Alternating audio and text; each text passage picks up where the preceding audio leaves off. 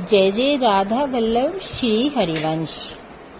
ये देखिए वृंदावन धाम में श्री राधा वल्लभ मंदिर में विवाह उत्सव की संपूर्ण जानकारी इस वीडियो में राधा वल्लभ की संपूर्ण जानकारी जय जय देंगे। जय जय श्री तिलकायत अधिकारी श्री मोहित जी महाराज द्वारा आप संपूर्ण जानकारी पाएंगे, तो सुनिए उनकी आवाज में। देख सखी नव कुंज श्री राधा लाल बने। आज राधा वल्लभ लाल कुंज में विराजमान होके युगल दर्शन जैसा नाम है राधा वल्लभ, दो मन मिले एक ही भय श्री राधा वल्लभ लाल। वो दर्शन होंगे सीधी तरफ लाल जी के और बाईं तरफ प्रिया जी के दर्शन। नख से लेकर शिखा तक आप पूरा दर्शन करें तो दोनों का भिन्नता दिखेगी, लेकिन भिन्न होते हुए भी एक। जय जय राधा वल्लभ श्री हरिवंश। आपका स्वागत है श्री राधा वल्लभ मंदिर वृंदावन धाम में, जहां हम श्री राधा हैं। अद्भुत दर्शन हैं जो हमें मुश्किल से देखने को मिलते हैं। सखियां अपने श्री राधा वल्लभ लाल जी को रिझाने के लिए विवाह उत्सव करती हैं। ये देखिए अब छोटे रास मंडल से डोली उठाई गई है। छोटी रास मंडल से डोली उठ गई है विवाह उत्सव के लिए जाने के लिए। सब ढोल बैंड बाजे बजने शुरू हो गए हैं। सब नाच के दौड़ के निकल रहे हैं, क्योंकि कहते ना आए हम बाराती बारात लेके, तो इसीलिए ये देखिए बारात चल रही है। श्री राधा वल्लभ मंदिर तक पहुंचने के लिए सब तैयार हुए हैं।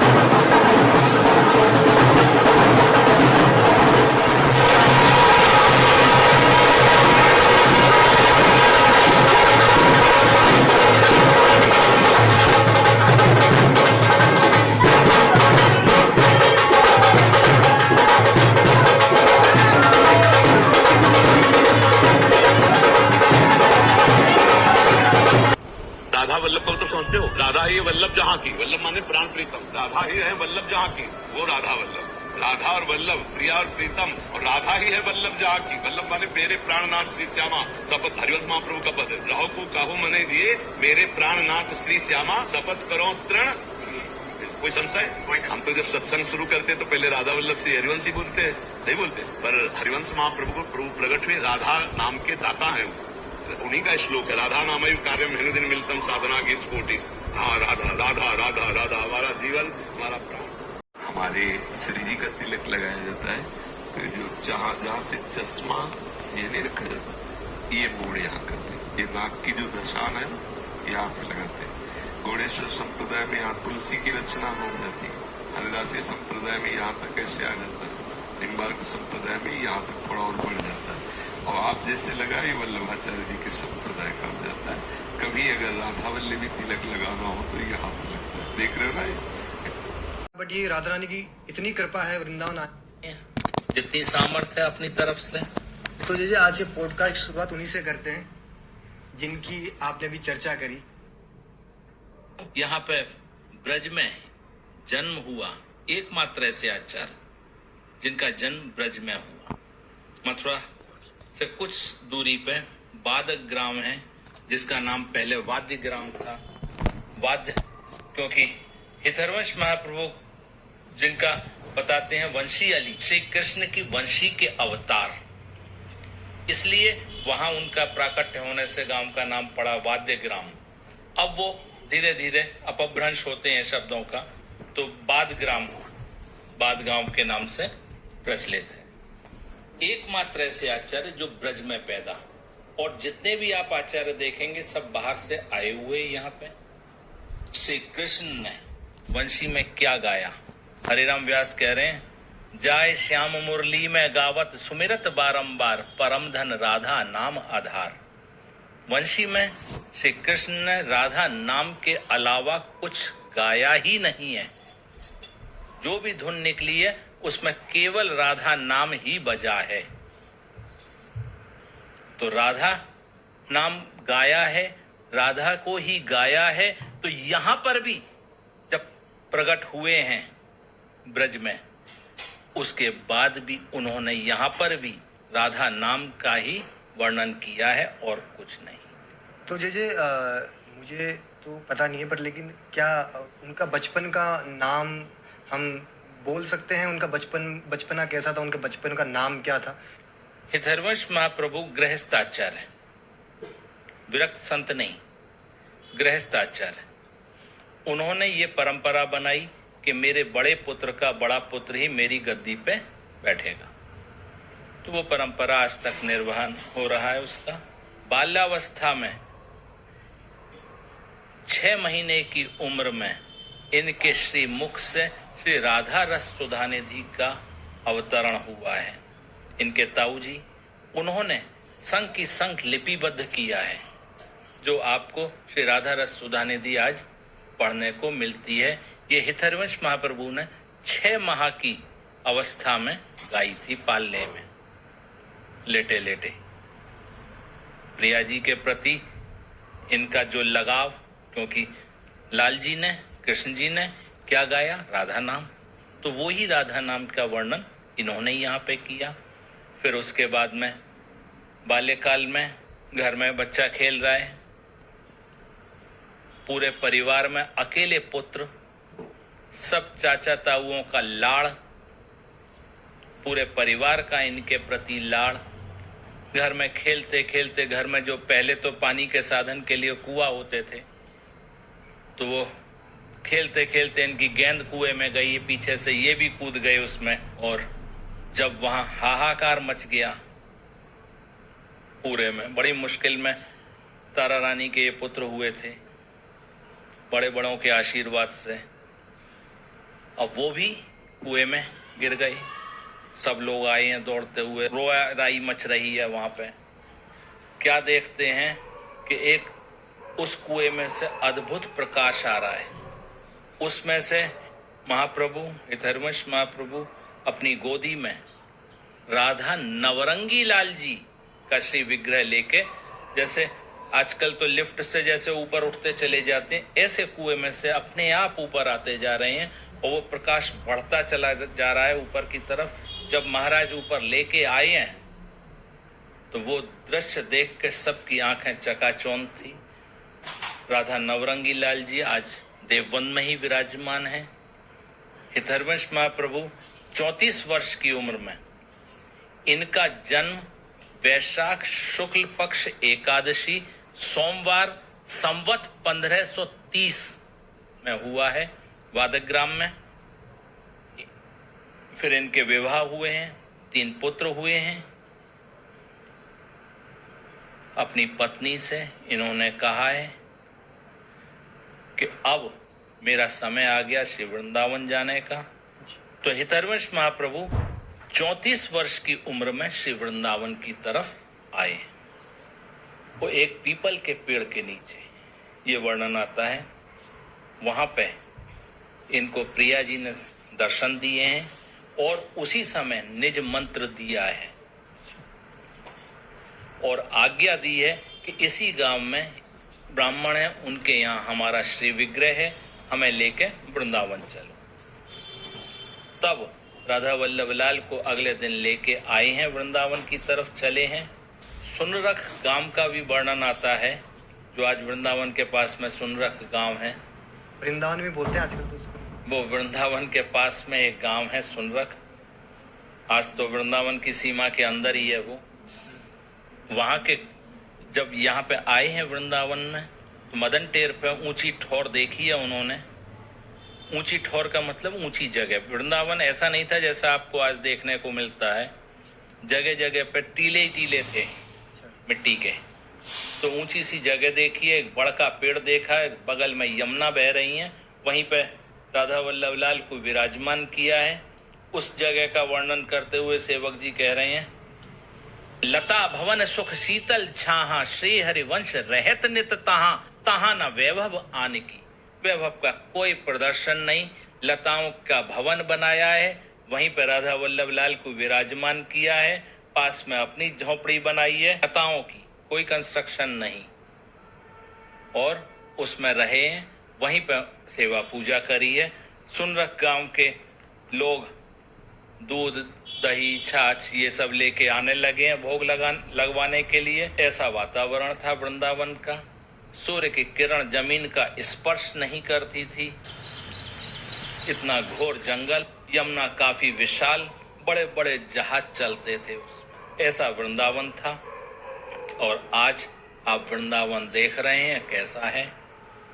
तो पहले लताओं का, वृक्षों से आच्छादित था, आज बड़ी बड़ी अट्टालिकाओं से आच्छादित है वृंदावन।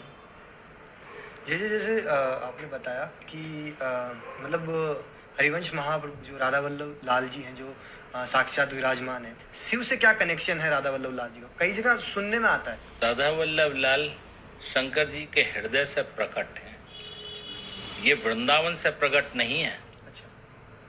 जैसे आज आपको बहुत सारी विग्रह मिलेंगी वृंदावन में जो वृंदावन से प्रकट हैं। इन्होंने, राधा वल्लभ लाल ने यहाँ आके वृंदावन प्रकट किया है, ना कि ये वृंदावन से प्रकट है।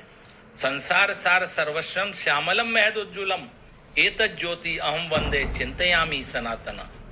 गौर तेज विनायस्तु श्याम तेज समर्चयेत जपेत वा ध्यायते वापि स भवेत पातकी शिवे। युगल उपासना शंकर जी के द्वारा प्रकट है ये, और इसी का विस्तार फिर हितहरवंश महाप्रभु ने और रस में डुबो के सबके सामने रखा है। वृंदावन का चारों तरफ उस समय, आज से 500 साढ़े 500 साल पहले, मलेच्छों का राज्य था चारों तरफ। या तो मुस्लिम धर्म कबूल करो या मरो, ऐसी स्थिति थी। यहाँ पे प्रभु का नाम लेने वाला नहीं था। एक दिन निज लीला में एक रसिक जन है, उन्होंने वर्णन किया है, रास मध्य ललितादिक प्रार्थना जो कीनी, करते सुकुमारी प्यारी वंशी तब दीनी। रास के मध्य में ललिता आदि सखियों ने प्रियालाल से प्रार्थना करी है कि आज वो वृंदावन जो आपका निज वन, उसकी ये स्थिति है, वहां आज आपका नाम लेने वाला कोई नहीं। करते सुकुमारी प्यारी वंशी तब दीनी, तब अपने हाथ से उठा के वंशी जी को आज्ञा दी है कि जाओ और वृंदावन की पुनर्स्थापना करो। तब हित जी महाराज का, इतरवंश महाप्रभु का जन्म हुआ है बाढ़ का। हमारे पास थोड़ा समय तो कम है, आपके स्वास्थ्य को देखते हुए, फिर भी उस कथा को एक छोटे रूप, क्योंकि सोशल मीडिया पे सुनना और आपके मुख से सुनना ना, वो एक अलग ही रहेगा। मतलब वो एक सही रूप में लोगों तक पहुंचेगी। वो जो छोटी सी कथा है शिव जी पार्वती जी का, जो मैंने पढ़ा, तो वो आपके मुख से मैं चाहता हूँ कि इसका थोड़ा सा वर्णन सम्मोहन तंत्र में शंकर जी कह रहे हैं, जो अभी आपको दोनों श्लोक बताए, संसार सार सर्वस्वम और गौर तेज बिना यस्तु, ये उसी में से हैं, सम्मोहन तंत्र में से। उसमें पार्वती जी ने प्रश्न किया एक बार शंकर जी से कि महाराज देवादि देव महादेव आप, सर्वोपरि आपका स्थान, लेकिन जब मैं आपको देखूं तो आप समाधि लगाए ध्यान कर रहे हैं, तो इसका क्या तात्पर्य है? जब सर्वोपरि आप हैं तो आपको ध्यान की क्या आवश्यकता? अगर किसी कंपनी का कोई मालिक है, उसको छुट्टी लेने के लिए एप्लीकेशन देनी पड़ेगी क्या? तो आप कौन को एप्लीकेशन लगाते रहते हैं? इस रहस्य को मुझे बताओ। तो उस समय तो शंकर जी ने काफी कोशिश करी टालने की, लेकिन टाल नहीं सकते थे क्योंकि पार्वती जी का प्रश्न था। तो उस समय ये कह के कि अरे देवी तुम बड़ी धन्य हो जो मुझसे ये प्रश्न किया, आज तक किसी ने ये प्रश्न नहीं किया, सब अपने अपने काम निकलवाते हैं, वरदान मांगते हैं तरह तरह के, तो समय आने पर इसका उत्तर दूंगा, ये कह के टाल दिया। इसी तरह फिर जब सहारनपुर जिले में चिड़थावल गांव के शैव थे, शंकर जी के भक्त, दिन रात पूजा सेवा में ही लगे रहते थे। परिवार था लेकिन परिवार की तरफ ध्यान नहीं था। कभी कभी ऐसा होता है, कोई बात कोई कह देता है तो मन पे असर कर जाती है और आदमी ये प्रण कर लेता है जब तक ये नहीं करूंगा तब तक नहीं मानूंगा। तो किसी ने कही कह दी कि भाई तुम दिन भर पूजा सेवा में लगे रहते हो, कोई ने ठाकुर जी देखे हैं? वो शब्द नहीं हम अपनी तरफ से कह सकते, क्या शब्द थे, क्या उनके टीस लगी, लेकिन कुछ इसी तरह के रहे थे शब्द, तो उनके ये टीस हृदय में चुभी। उन्होंने ये कहा कि अब मैं जब तक दर्शन नहीं कर लूंगा अन्न जल नहीं ग्रहण करूंगा, और हिमालय पे निकल गए तपस्या के लिए। भोले भंडारी हैं, इसीलिए भोले बाबा नाम है। बहुत भोले हैं, तुरंत में असर कर जाता है कोई का भी काम। उदाहरण देखो पुराणों में, भस्मासुर कोई दे दियो वरदान, और खुद ही भागे डोल रहे हैं। तो कितने भोले हैं इससे आप अंदाज लगा सकते हैं। तो उस ब्राह्मण के सामने भी तुरंत प्रकट हुए कुछ समय में ही। देख रहे हैं दोनों एक दूसरे को, ब्राह्मण शंकर जी को निहारे जा रहे हैं। शंकर जी कह रहे हैं भाई ब्राह्मण देव हम आ गए हैं। हाँ महाराज खूब आनंद आ रहा है, ऐसे दर्शन देते रहो। कि शायद अब कुछ मांगे, खड़े हैं। काफी समय हो गया, शंकर जी भी उससे कह रहे हैं बार बार, महाराज मुझे कुछ नहीं चाहिए, अब आपसे मिलने के बाद में मैं संसार की कोई वस्तु लूं तो मुझसे ज्यादा नीच आदमी कौन होगा, मुझे कुछ नहीं चाहिए। तो फिर शंकर जी ने दबाव डाला, कई तरह से दबाव डाले हैं उसके ऊपर, वो सुनने को तैयार ही नहीं। फिर अंत में बोले हैं कि भाई ब्राह्मण देव ये हमारा नियम है, जहां हम प्रकट होंगे बिना कुछ दिए अंतर ध्यान नहीं हो सकते। और भी भक्त हैं जिनके पास में हमें जाना है। तो ब्राह्मण देव बड़े चतुर थे, सीधे, लेकिन यहां चतुरता इसलिए कह रहे हैं कि कहां तो वो कुछ नहीं कुछ नहीं कुछ नहीं कह रहे। अंत में बोले कि महाराज मेरी तो कोई सामर्थ्य नहीं है, ना मैं कुछ मांगना चाहता हूं ना मांगूंगा, आपको जो प्रिय हो वो दे दो। देखो शब्दों का फेर, मुझे कुछ नहीं चाहिए, लेकिन आपको जो प्रिय हो वो दे दो। प्रिय चीज भाई कहाँ रखी जाती है, इसका विचार करो। आजकल तो लोगों को धन प्रिय है। बढ़िया कोठी बनाई है, उद्घाटन पर सारे रिश्तेदारों को, दोस्तों को बुलाया है, बढ़िया दावत दे रहे हैं, फिर बखान कर रहे हैं कि ये फर्नीचर मैंने यहाँ से मंगाया है, ये पलंग वहां से मंगाया है, ये टाइल वहां से मंगाई है, ये पत्थर, ये वाला पत्थर लगाया है मैंने। यहाँ तक कि बाथरूम में ले जाके नलों का वर्णन भी कर देते हैं। लेकिन जो उस मकान का हृदय है, लॉकर, वो कौन सी दिशा में है वो भी नहीं बताते। खोल के दिखाने की तो छोड़ दो। तो यहां तो अब यहां किसकी बात हो रही है? शंकर जी की। उनका हृदय,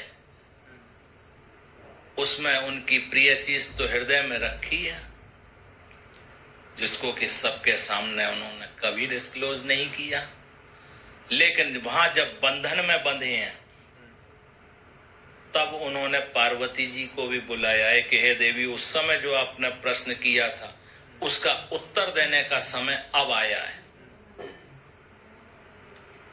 तब अपने हृदय से राधा वल्लभ लाल का श्री विग्रह प्रकट करके दिया है और पूरी अष्टयाम विधि, अष्टयाम सेवा उन ब्राह्मण को समझाई है। वो भी, उसका भी वर्णन है पुराणों में। जो भोले बाबा थे और राधा वल्लभ लाल जी की वो सेवा करते थे, मतलब अष्टयाम सेवा तभी तो बताएंगे। जब खुद कर रहे होंगे तो उसको कैसे रख रखाव करनी है उस चीज की।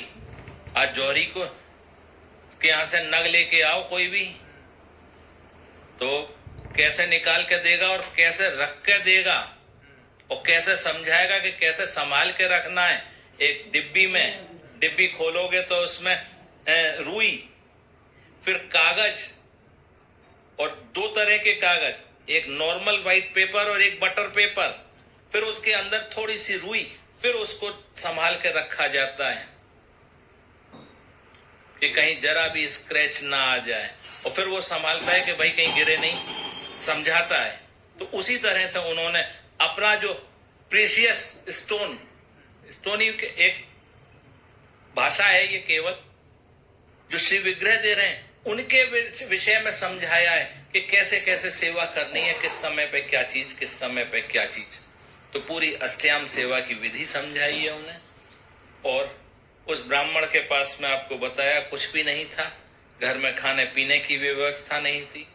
अब जब वहां से लेके चले हैं चिड़थावल के लिए, तो जब चिड़थावल पहुंचे हैं, पूरी रास्ता यही सोचते हुए कि इनको कहाँ विराजमान करूंगा, कैसे सेवा करूंगा, ये विचार करते हुए आ रहे हैं। तभी देखा जहां उनका घर था उस जगह एक बड़ा विशाल मंदिर बन गया है। राती रात में वो मंदिर बन के तैयार हो गया है, अपने आप ही, अपने आप ही।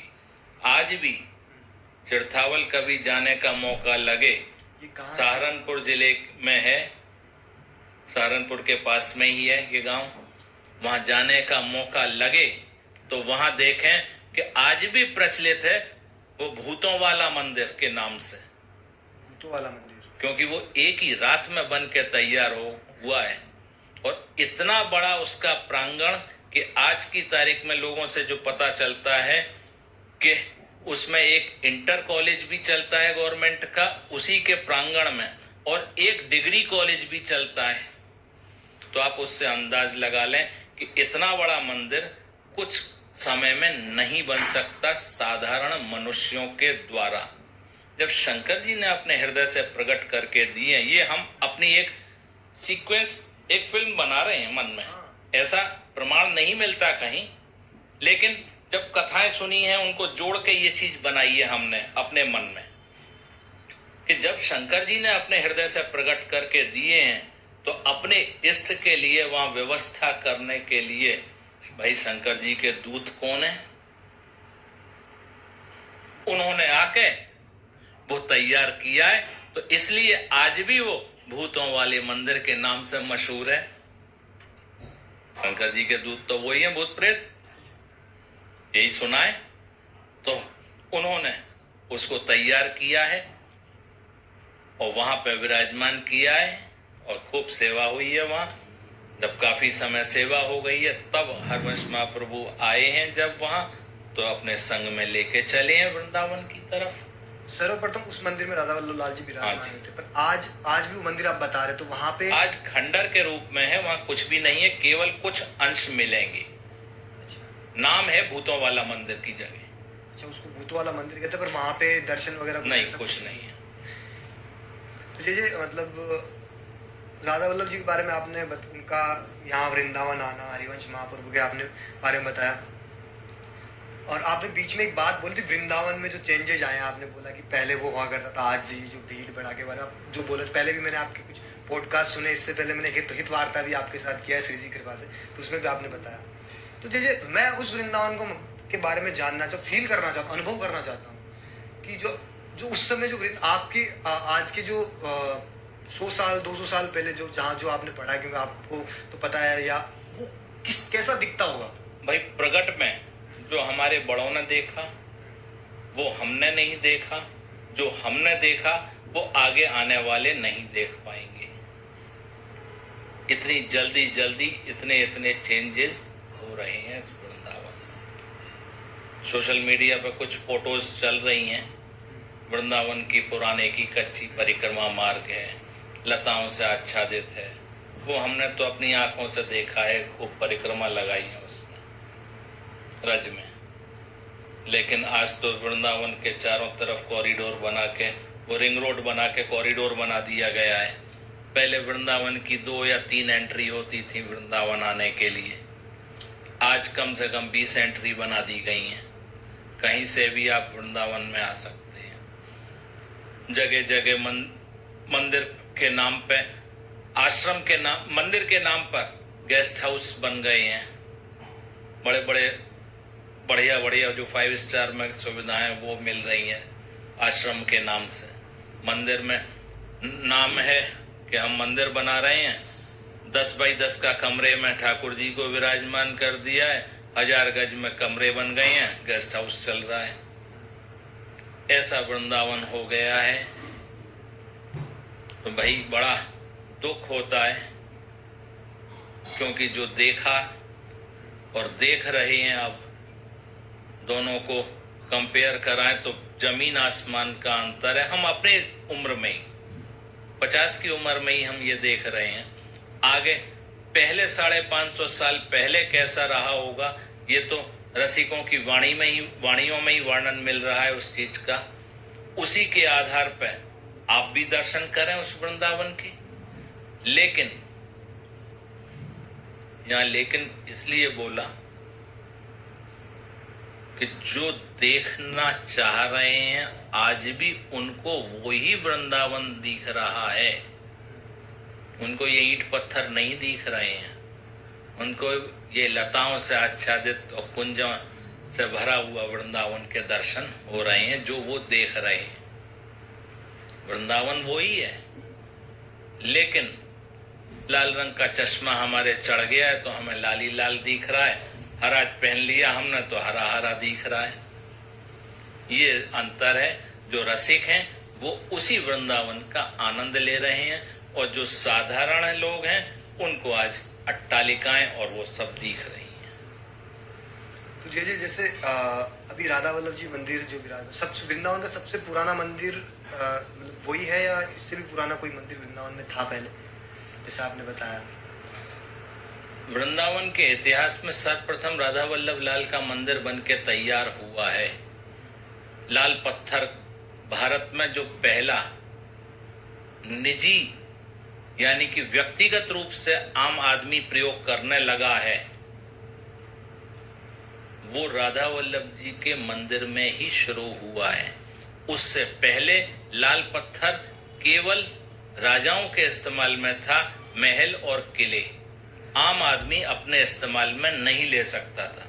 जो पहला हुआ है वो राधा वल्लभ जी का मंदिर बना है अकबर के शासनकाल में। अब अब्दुल रहीम खान खाना के दीवान थे, सुंदरदास कायस्थ, उनके द्वारा बना है वो मंदिर। और उसमें लगभग 80 वर्ष राधा वल्लभ लाल विराजमान हुए हैं। औरंगजेब का आक्रमण हुआ है इस वृंदावन पे, जो सुना है। औरंगजेब का आक्रमण हुआ है, उसने वृंदावन में खूब लूटपाट करी है। राती रात मालूम पड़ गया कि सेना आ गई है। लूट वेल नोन था उस समय कि औरंगजेब की सेना आई है, तो क्यों आई है। सब अपने अपने ठाकुरों को लेके यहाँ से भागे हैं। वहां पे उन्हें खुले दरबार मिले हैं, सारा धन संपदा वहीं मिली है, उन्होंने खूब लूट करी है। जिस समय औरंगजेब ने आक्रमण किया है, वृंदावन में 7 मंदिर थे, 7 को वृंदावन छोड़ के जाना पड़ा। राधा वल्लभ लाल भरतपुर जिले में कामा है, कामवन बोला जाता है, कामा बोला जाता है उसका नाम। एक्चुअल में नाम है काम्यवन, और उसको आदि वृंदावन भी बोलते हैं। वहां पे राधा वल्लभ लाल 123 वर्ष विराजे हैं।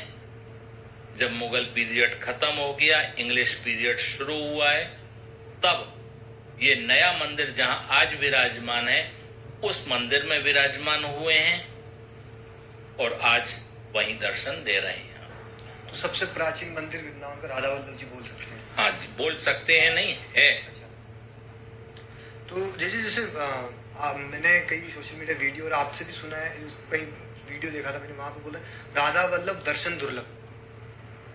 इसके पीछे क्या कारण है, मतलब ऐसा कहा जाता है? हाँ है, ऐसा है। इसमें भी कई ग्रुप हैं इस बात के भी। लोग आए, उस समय भोग आए हुए हैं, समय नहीं है, लौट गए। एक तो ये कारण, नहीं मिले दर्शन, या आरती हो गई, राजभोग आरती नहीं मिले, या शयन आरती हो गई, नहीं मिले दर्शन। इसलिए दूसरा, लोग दर्शन कर भी रहे हैं तो भी नहीं हो रही। भाई ऐसा कैसे हो जाएगा जब सामने दर्शन हो रहे हैं? दर्शन का मतलब वो चीज समझ में तो आए, मैं क्या देख रहा हूं। उन्हें कृष्ण जी दिख रहे हैं बगल में, क्या ये राधा जी हैं? ये है दर्शन। भाई युगल हैं दोनों एक में। वृंदावन की लीला मत जाने गुड़ को चीला, यहाँ ऋषि मुनि गए हार, जपे जा राधे राधे। दोनों एक में है। वृंदावनी उपासना हित उपासना का सिद्धांत है ये। जहां संसार के सारे सिद्धांत फेल हो जाते हैं, वहां पे हिजी महाराज के सिद्धांत शुरू होते हैं। संसार में एक और एक 2, और हिजी महाराज की उपासना में एक और एक 1। दर्शन कर लो राधा वल्लभ लाल के, दोनों एक में। आधे में कृष्ण जी, आधे में राधा जी। ये है युगल। आज तो कृष्ण जी की विग्रह, राधा जी की विग्रह, उनको भी युगल बोल रहे हैं। भाई युगल कहां से? दोनों हैं माना, लेकिन युगल नहीं है। दोनों एक। कहो कौन करे जल तरंगन न्यारे, जैसे जल और तरंग, बिना उसके वो नहीं और बिना उसके वो नहीं, दोनों को अलग नहीं किया जा सकता। इसी तरह से हमारे राधा वल्लभ लाल हैं, एक और एक 1। ये सिद्धांत है हिजी महाराज का। समय जैसे ऐसा आ गया, जैसे आपने बोला कि अलग अलग भी हैं, तो एक समय ऐसा भी आ गया कि आज के समय में बोलना भी बुरा लग रहा है। और मतलब ऐसा लगता है लोग श्री जी के नाम से, जो आपने देखा होगा सोशल मीडिया पे चल रहा है, श्री जी के होने का भी प्रमाण मांग रहे हैं आज के समय में। तो इसके पीछे ये मतलब ये क्या कारण है? ये कलयुग का प्रभाव है या लोगों की बुद्धि में कुछ चेंज? ये तो आजकल भक्ति और तर्क वितर्क एक हो गया है। भक्ति कम और तर्क वितर्क ज्यादा हो रहा है। दिखावे की दुनिया है ये। संसार मात्र दिखावे का है। सबसे बड़ी चीज ये है, कहीं एंट्री गेट है, वहां से सब जने एंट्री कर रहे हैं। क्या उस भीड़ में कोई एक दूसरे की शक्ल को पहचानता है? लेकिन उस एंट्री गेट से कोई एग्जिट कर रहा है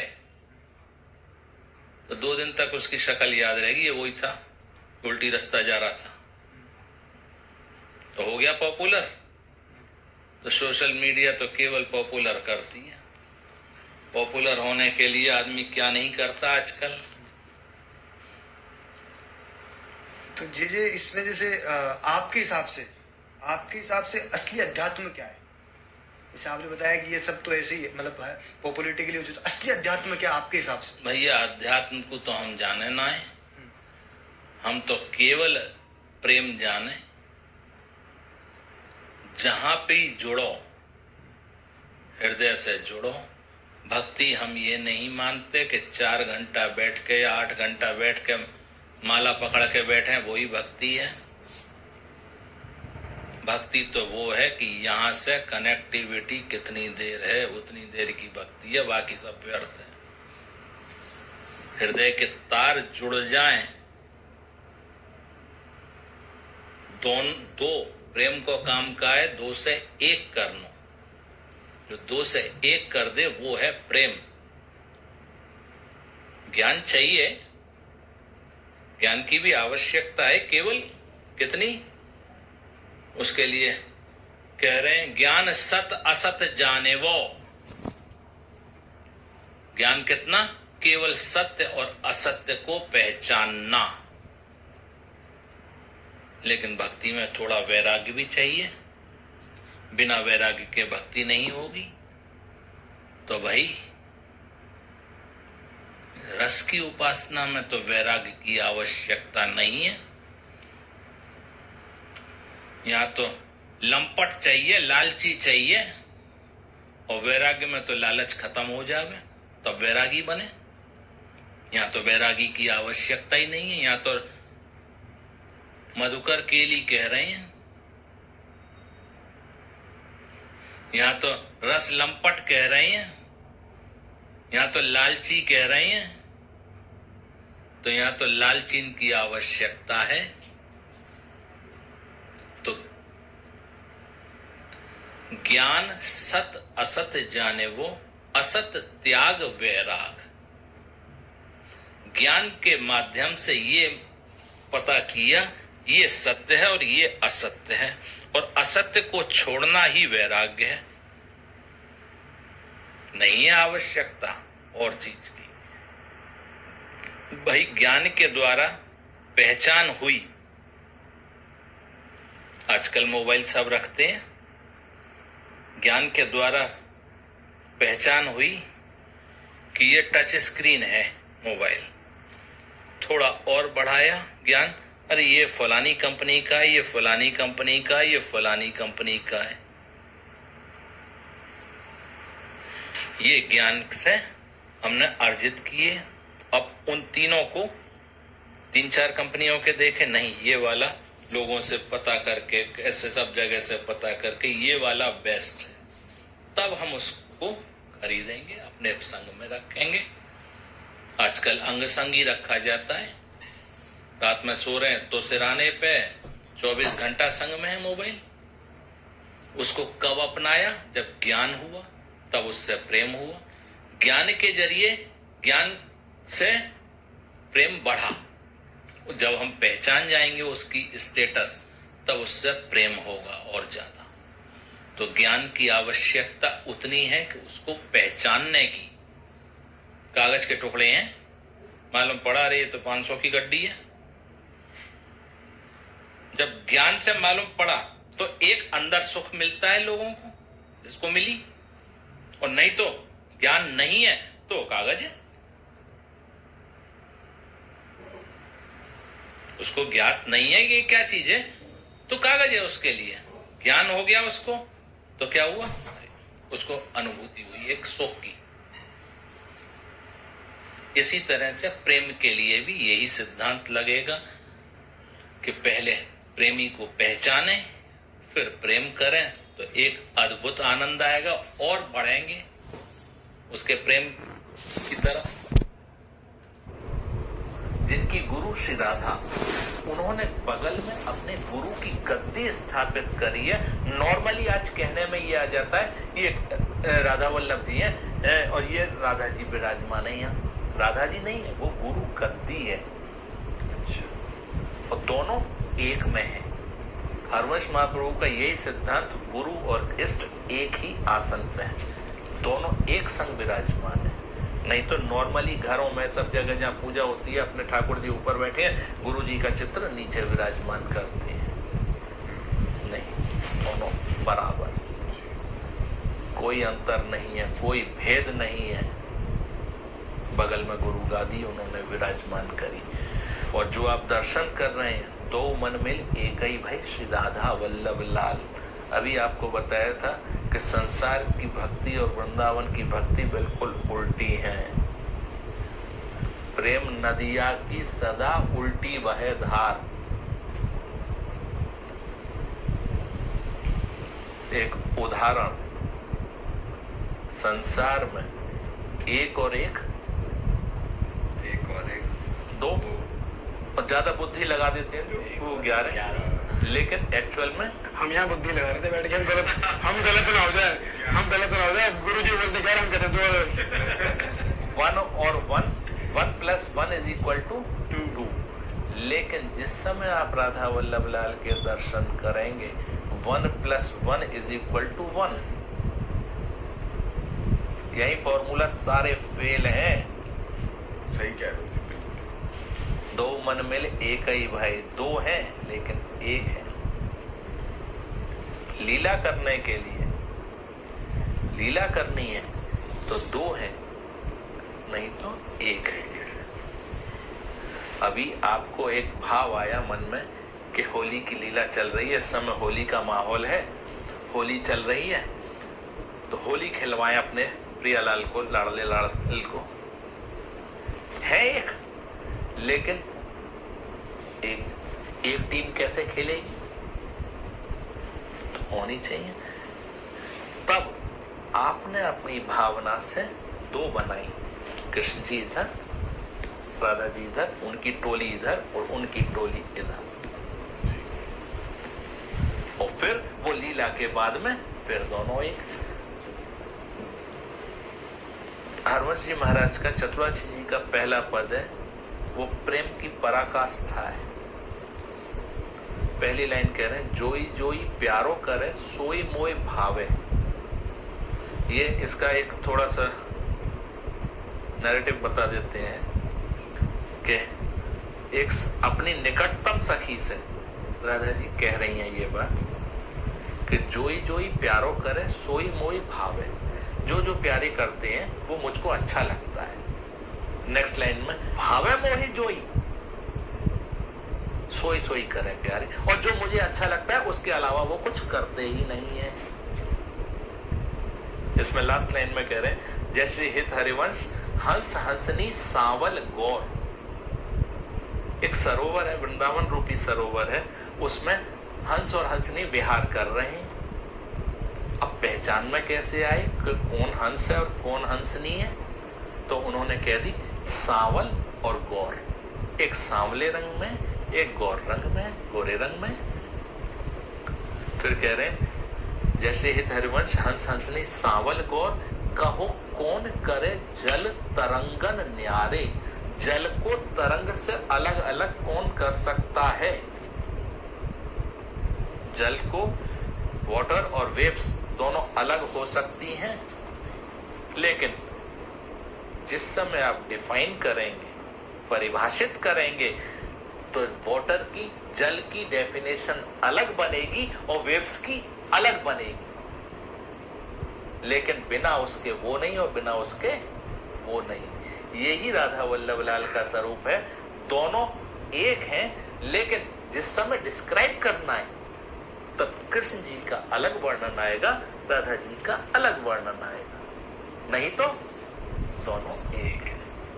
इनको अलग नहीं किया जा सकता। महाराज जी जैसे वस्तु से मतलब नहीं है, उनका प्रिय भोग प्रेम है।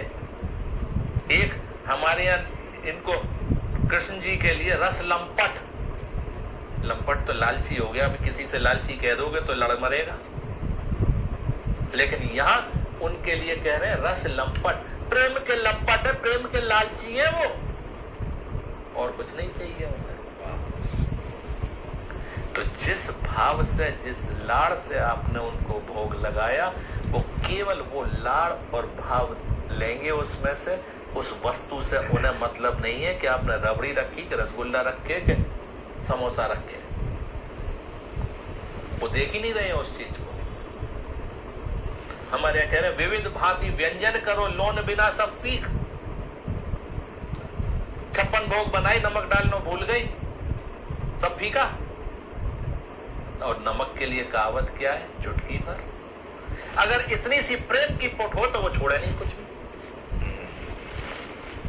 तब रस आएगा उसमें, उन्हें भी पाने में। वाह, बिना प्रेम के तो वो देखेंगे भी नहीं। अरे मैंने इतने का भोग लगवाया, मैं बांट रहा हूं वहां पे खड़ा होके, दिखावा पाया उन्होंने? अगर आपके संग में कोई ऐसे करे कि मैंने फलाने को ये दिया, वो आप उसको अगर कपड़ा भी दिया और वो गा रहा है 10 जगह, आप उस कपड़े को पहनेंगे? ठाकुर जी लेंगे? भक्ति क्या है? जो हमें अपने लिए अच्छा लगता है उसको और दिव्यता में उनके लिए करना। जो हमें अपने लिए अच्छा नहीं लगता आप उनके लिए करेंगे तो बेकार है। जो हमें अपने लिए अच्छा लगता है कि सामने वाला हमारे संग में ये करे, सामने वाला ये करे, आप चाहेंगे कोई बदमाश हमारा दोस्त बने या कोई जेबकट हमारा दोस्त बने? वो भी नहीं चाहेंगे। वो भी प्रेमी चाहेंगे। आप भी यही चाहेंगे कि प्रेमी हो, कोई मिलनसार हो, अच्छा बोलने वाला हो, कि घर के कानून के हिसाब से नहीं चले तो आप कितने दिन रखेंगे?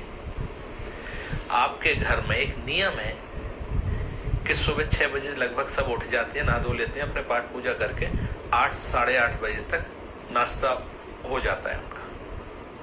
जब 8 साढ़े 8 बजे नाश्ता हो जाएगा तो दोपहर का भोजन कब होगा? लगभग 12:30 तक, उससे ज्यादा लेट तो नहीं होगा। और हम आपके यहाँ गए, हम 8:30 पे तो बिस्तर छोड़ रहे हैं, फिर आपसे कह रहे हैं कि नाश्ता दो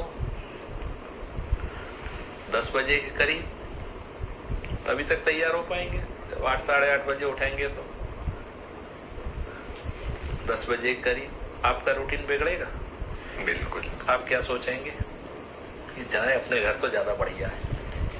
वो स्थिति हो रही है जो पहुंच रहे वृंदावन वासकल में। हमारे हिसाब से एक व्यक्ति भी वृंदावन के हिसाब से नहीं रह रहा, केवल वहां मलमूत्र त्याग करके वृंदावन में गंदगी और कर रहे हैं। पहले प्रिपेयर होके आपके यहाँ आ रहे हैं, पहले से टाइम टेबल चेक करें आपके यहाँ क्या रूटीन है, कैसा वो है। आपसे 5 मिनट पहले ही हम अगर नाश्ता की टेबल पर मिले, 5 मिनट पहले ही भोजन की टेबल पर मिले, या और जो घर के कार्य हैं उनमें पूर्ण रूप से आपके समय के अनुसार ही मिले, तो अगर 2 दिन रुकने के लिए आए तो आप वगैरह 2 दिन और रुक जाओ। और अगर हम उल्टे चलें, अगर हम 2 दिन के लिए आए, अरे आपकी ट्रेन कब की है, ये आपने टिकट कराई कि नहीं कराई, यूं करके पूछा जाता है कि वहां पे उधर की याद दिलाएंगे आप क्या क्या चल रहा है, वहां पे क्या चल रहा है, कि इसका मन उच्चाट हो वहां जाए। सही बात। भाई वृंदावन रहना, वृंदावन के हिसाब से तो रहे आप, वृंदावन के लायक अपने घर में रह के। एग्जामिनेशन हॉल में बैठ के प्रिपरेशन नहीं होती, प्रिपरेशन घर पे बैठ के होती है। एग्जामिनेशन हॉल में तो एग्जाम दिया जाता है। आप आज 100% लोग जो वृंदावन वास के लिए आ रहे हैं वो एग्जामिनेशन हॉल में ही प्रिपरेशन करने वाले हैं, तो क्या पास होंगे? महाराज जी आप बता सकते हो उन उसको लोगों तो को? फटे कपड़े पहना, तो आजकल तो एक फैशन चल गई है फटे कपड़ों की। किसी ने सुंदर आकृति वाले ने कभी पहने होंगे तो उसको देख के वो चीज चल गई, हमारे राधा वल्लभ लाल तो इतने सुंदर हैं कि उन्हें अगर टाट के बोरी के भी वस्त्र पहना दिए जाए तो एक अलग कांति आएगी। जरूरी नहीं है कि सिल्क के से ही आएगी कांति, उन्हें सजने की आवश्यकता नहीं है, लेकिन सजाया भी जाता है। क्यों? छवि के छिपाए हुए को, रस के बढ़ाए हुए को। ये आ रहा है वर्णन के प्रिया जी के, राधा जी के श्रीअंग की कांति का वर्णन करते हुए, उनकी सौंदर्यता का वर्णन करते हुए ध्रुवदास जी 42 लीला में कह रहे हैं, जाकी परछाई पे उनकी परछाई की स्थिति बता रहे हैं। आपकी शैडो जो आ रही है वो ब्लैकिश आ रही है। प्रिया जी की परछाई पे करोड़ों करोड़ों सूर्य, बिजली की चमक, काम की पत्नी रति, ये न्योछावर है। परछाई के ऊपर करोड़ों करोड़ों सूर्य की चमक, करोड़ों चंद्रमा की चमक, उनकी परछाई पर। आज एक चंद्र को देखने के लिए डॉक्टर कहते हैं काले शीशे से देखिए, नंगी आंखों से नहीं देखो। तो उनकी अब हमें दर्शन करने हैं ऐसी प्रिया जी के, तो कैसे होंगे? इसलिए वो छवि को छिपाने के लिए वस्त्र धारण करा दिए, जो सहज में दर्शन हो सके, छवि के छिपाए हुए को। और फिर आगे कह रहे रस के बढ़ाए हुए को। रस क्या? प्रेम रस। प्रेम रस को बढ़ाने के लिए। प्रेम रस कैसे बढ़ेगा? अरे आज लाल वाली पोशाक अच्छी नहीं लग रही, आज पीली कराते हैं या नीली कराते हैं, ये आपका लाड़ उत्पन्न हो रहा है।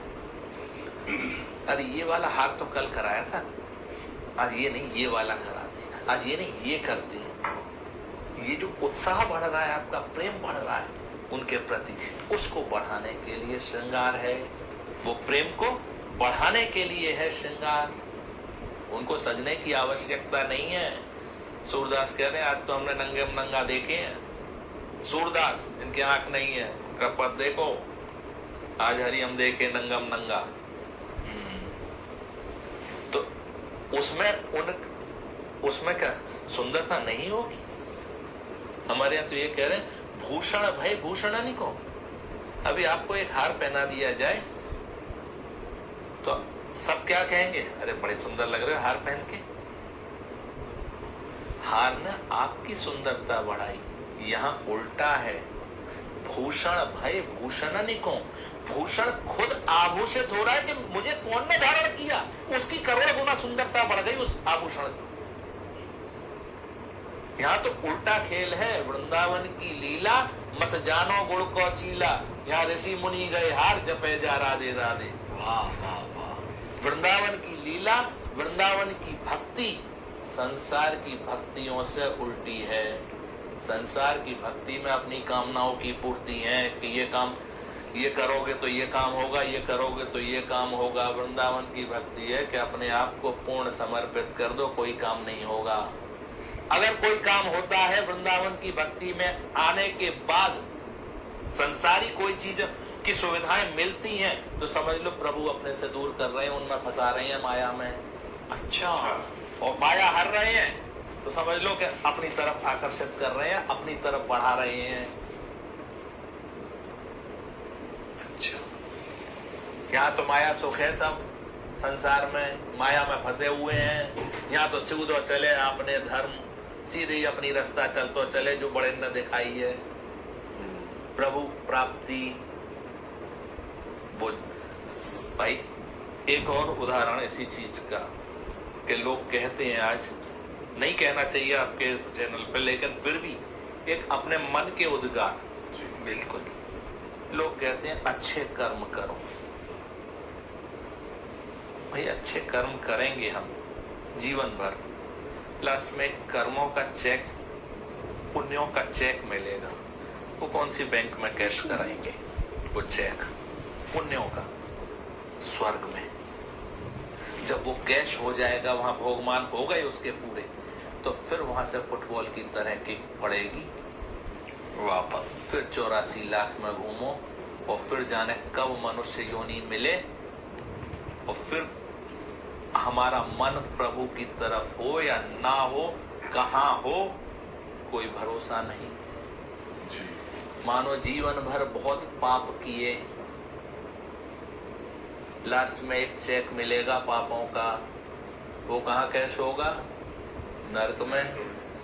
फिर उनके भोगमान के बाद में फिर फुटबॉल की तरह किक पड़ेगी, फिर 84 लाख में किक खाते डोलो।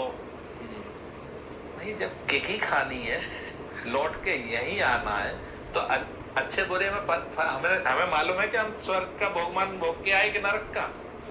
अभी तो पता ही नहीं कहाँ। फिर 84 लाख में ही आना है, तो इनके चक्कर में क्यों पड़े अच्छे और बुरे के? हाँ, 84 में नहीं आना तो एक और रास्ता है, प्रेम करें। प्रेम करें तो क्या मिलेगा? क्या मिलेगा? प्रेम करेंगे तो क्या मिलेगा? प्रेम करेंगे तो प्रेम ही मिलेगा, वापस आनंद मिलेगा। आपने कहा प्रेम ही मिलेगा, नहीं, प्रेम करेंगे तो प्रेम ही मिलेगा। प्रेम ही नहीं, प्रेमी। और हमारा प्रेमी ऐसा है कि अपनी शरणागति देने के बाद में कहीं भेजेगा तो 84 लाख से बच गई। ब्रेकअप नहीं है उनसे, फिर लताओं से है, ना कि ईंट पत्थरों से। ये बिल्डिंग तो दिल्ली में आपके इधर बहुत है। वृंदावन पहली बार किसी ने नाम सुना तो क्या माइंड में करेगा? कुंज कर लिया। कैसा होगा वन? वहां तो आज कंक्रीट वन दिखता है उसको, वो दिल्ली में कम नहीं है। बिल्डिंग एक से एक बढ़िया यहाँ मिल जाएंगी, वही चीज वहां मिल रही है, तो यहाँ पे और वहां पे कोई अंतर ही नहीं छोड़ रहे हैं। वृंदावन की रक्षा के लिए वृंदावन की का महत्व कुंज गलियों से है, ना कि चौड़ी चौड़ी सड़कों से, गाड़ियों से। हमने अपने बचपन में ये देखा है कि जब उस समय तो गिनती की गाड़ियां आती थी, गाड़ियों से लोग आते थे, ज्यादातर तो बस और ट्रेन इनसे ही आते थे। अपनी पर्सनल गाड़ियां इतनी नहीं होती थी। वृंदावन आते थे लोग, अगर रास्ते में गैया बैठी है शहर में अंदर, तो गाड़ी वहीं रोक के साइड में उतर के आ जाते थे पैदल। आज जो भक्त जा रहे हैं, तथाकथित भक्त भी नहीं, तथाकथित भक्त, वो जा रहे हैं, गैया अगर बैठी है तो जोर से टक्कर मार के उसको उठा देंगे, फिर अपनी गाड़ी ले जाएंगे, क्योंकि गाड़ी मंदिर के दरवाजे तक पहुंचनी चाहिए। आज इतना अंतर आ गया वृंदावन के प्रति। भाई, वृंदावन समझो है क्या चीज। वृंदावन ये नहीं है कि दिल्ली से इतने किलोमीटर और फलानी जगह से इतने किलोमीटर।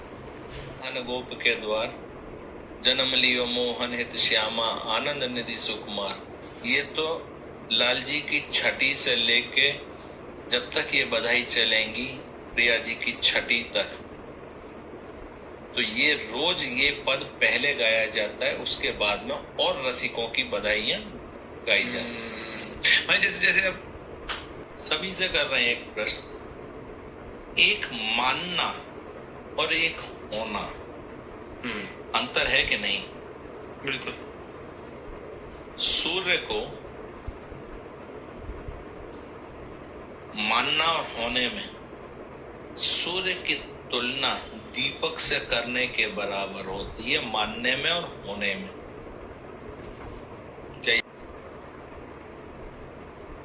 जो रज शिव सनकादिक याचत, सो रज शीश चढ़ाऊं, किशोरी तेरे चरणन की रज पाऊं।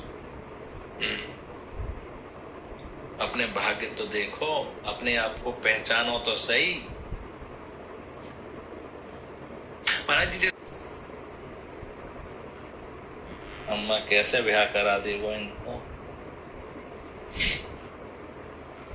ये ब्रज लीला में है, इसका वर्णन आता है पद्म पुराण वगैरह में, ब्रह्मवैवर्त पुराण में भी कई जगह इसका वर्णन दिया गया है। ये गंधर्व विवाह का भांडीर वन करके स्थान है, वहां हुआ था वो ब्रज लीला, वो ब्रज बिहारी कृष्ण।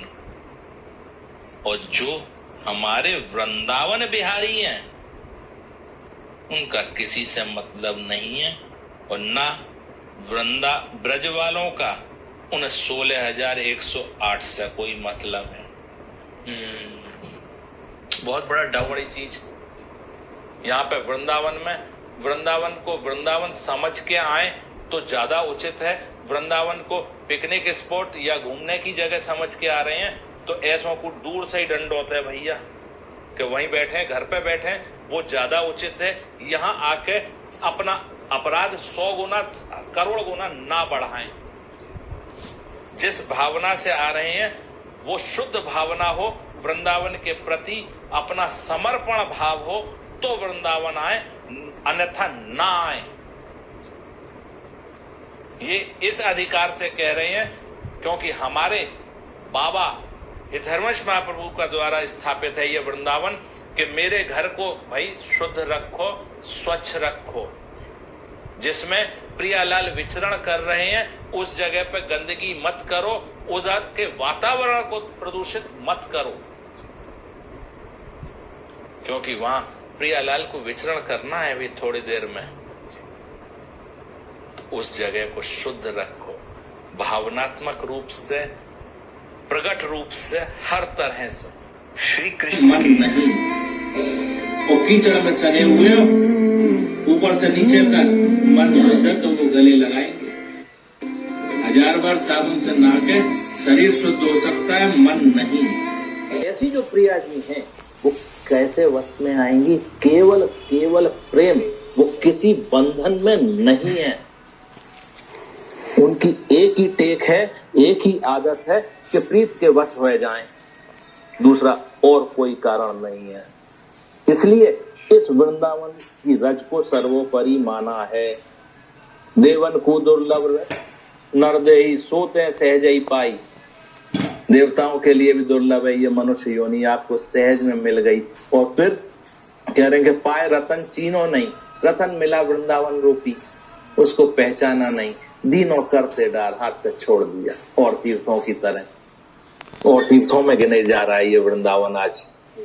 वृंदावन तो चंद्रमणि के समान है और तीर्थ कांच के टुकड़ा है, उसकी माला कैसे बनाई जा सकती है चंद्रमणि मिला के कांच के टुकड़ा के संग में?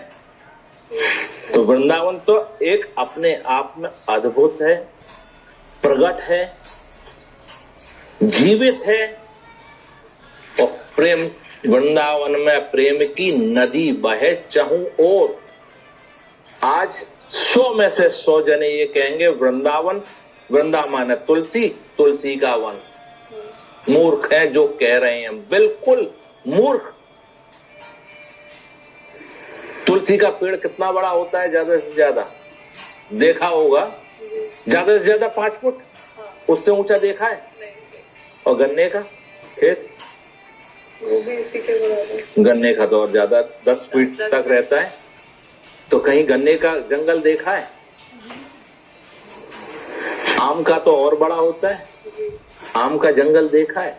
आम के बाग होते हैं, गन्ने का खेत होता है। तुलसी का भी खेत वन नहीं हो सकता। वृंदावन का शंकर जी पद्म पुराण में वर्णन कर रहे हैं उसका। वृंदावन वो भूमि जहां पे भक्ति का सींचन हो, वो जगह वृंदावन। जहां पे भक्ति का सींचन हो वो जगह वृंदावन। तो वृंदावन भागवत में महात्मा ही वर्णन आ रहा है कि भक्ति माता है, उनके 2 पुत्र हैं, ज्ञान और वैराग्य, उनके संग में चली हैं, सौराष्ट्र से निकली हैं, वहां से घूमती हुई सब जगह। कहीं ज्ञान युवा हो रहा है और ये दोनों बुढ़े हो रहे हैं, कहीं वैराग जो है दूसरा पुत्र वो यौवन में आ रहा है और ये दोनों बुढ़े हो रहे हैं।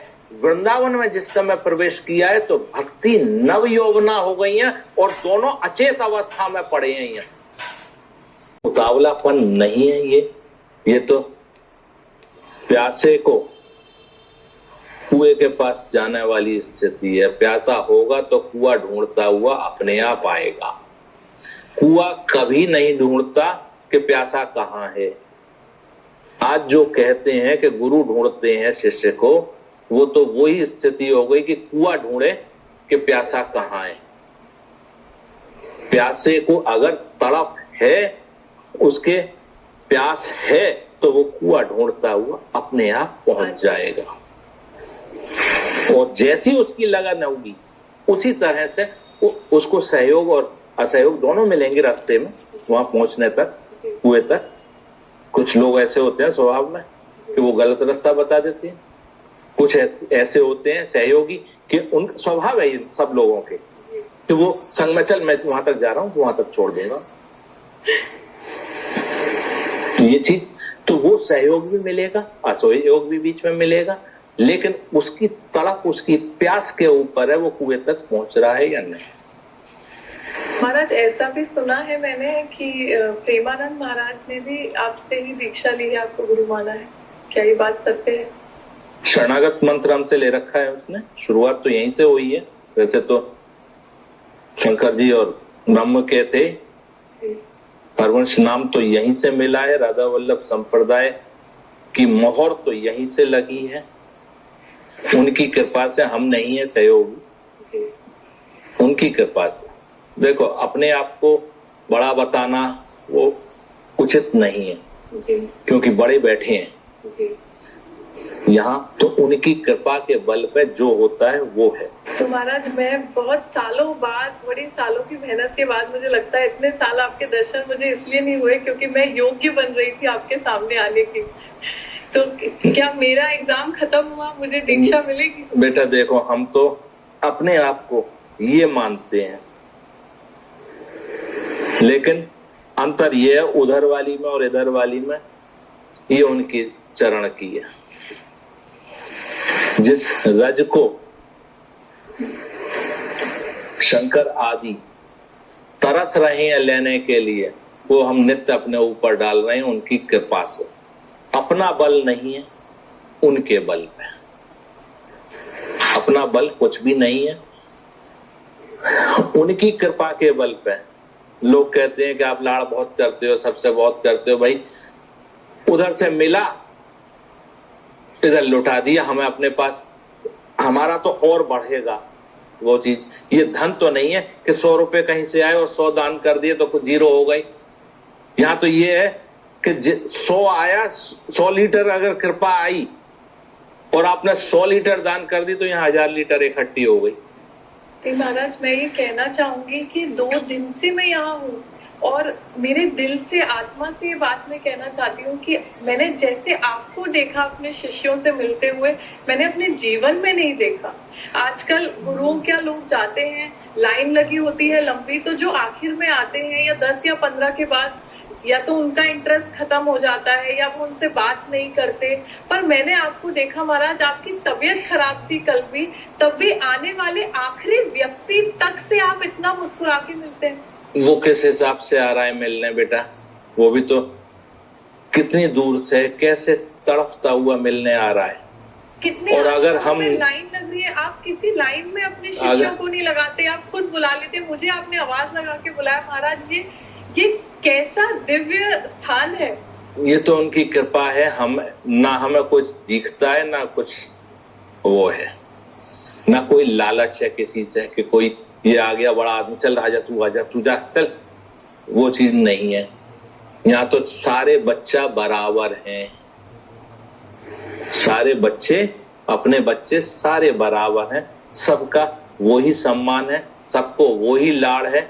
जो हमारे बच्चा है दोनों, जो सांसारिक, उनके बराबर उनके लिए भी है। सब में समानता है।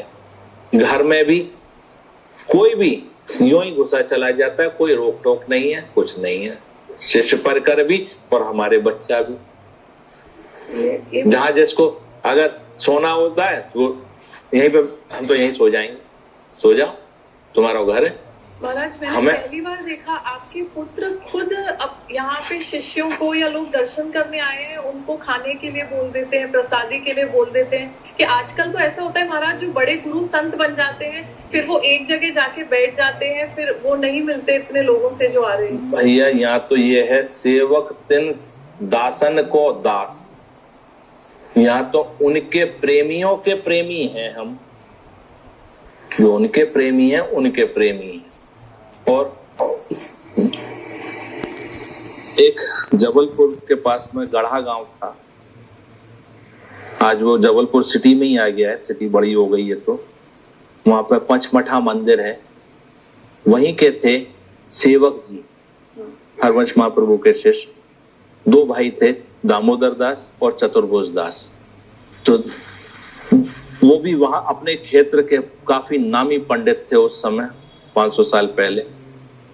सेवक जी ने एक रचना करी है सेवक वाणी की, जिसमें कि हरवंश महाप्रभु के जानकारी दी है, हरवंश महाप्रभु के बारे में बताया है कि वो क्या चीज है। वो कभी मिले नहीं है साक्षात प्रकट में, वहां बैठे हुए उन्होंने, जबलपुर में बैठे हुए उनकी, और हरवंश महाप्रभु के अंतर ध्यान होने के बाद में उनकी रचना करी है। और हरवंश महाप्रभु ने उनको स्वप्न में दीक्षा दी है। और जब वो वृंदावन आए हैं, उससे पहले उनको काफी बुलवाया गया, आएंगे आएंगे आएंगे। जब वंचन महाप्रभु ने उनको एक पत्र लिख के बुलाया है कि श्री जी का भंडार लौटाएंगे, तुम आओ तो सही, जो तुमने हरवंश महाप्रभु का इतना बढ़िया वर्णन किया है, उसके लिए प्रशस्ति के हिसाब से। तो उन्होंने कहा कि आप देखो प्रसादी भंडार तो लौटा देना। ये आपने सुने श्री राधा वल्लभ विवाह उत्सव के साथ जय जय के विचार। तो आपको वीडियो कैसी लगी कमेंट बॉक्स में लिख के जरूर बताइएगा, और चैनल को प्लीज सब्सक्राइब जरूर कीजिए, बेल आइकन को जरूर दबाइए ताकि हर नोटिफिकेशन आप तक पहुंच सके। और वीडियो को ज़्यादा से ज़्यादा शेयर जरूर कीजिएगा, क्योंकि हमें सनातन धर्म को बढ़ाना है। और वीडियो को लाइक करना बिल्कुल ना भूलिएगा। और आपको ये कैसा लगा वृंदावन धाम, राधा वल्लभ मंदिर, इसके बारे में भी आप कमेंट बॉक्स में लिखकर जरूर बताइएगा। जय जय राधा वल्लभ श्री हरिवंश। जय जय राधा वल्लभ श्री हरिवंश। श्री हरिवंश, श्री हरिवंश, श्री हरिवंश। जय जय राधा वल्लभ श्री हरिवंश। जय जय राधा वल्लभ श्री हरिवंश। जय वृंदावन धाम की जय जय।